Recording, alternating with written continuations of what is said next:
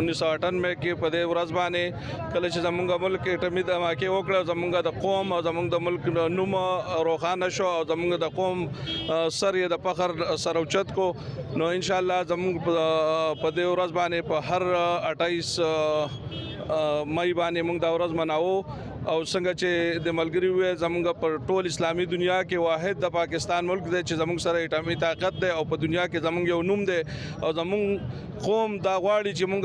یو د عزت ژوند تیر کو موږ په نیمه خېټه روټي خورو خو چې کم سے کم زمونږ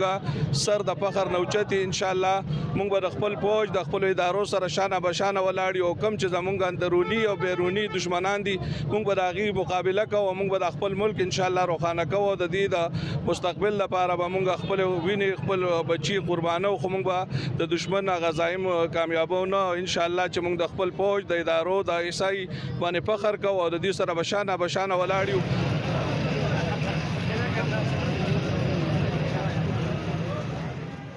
نن 28 مئی د 1998 په یاد کې یوم تکبیر مناویږي. تاسو ته یاد وي چې 28 مئی 1998 کې پاکستان په اسلامي دنیا کې واحد ریاست چې دوی اټمی دماکې وکړلې او د اسلامي نړۍ لومبه اټمی طاقت او د دنیا شپږم یا اووم نمبر اټمی طاقت ساز شو.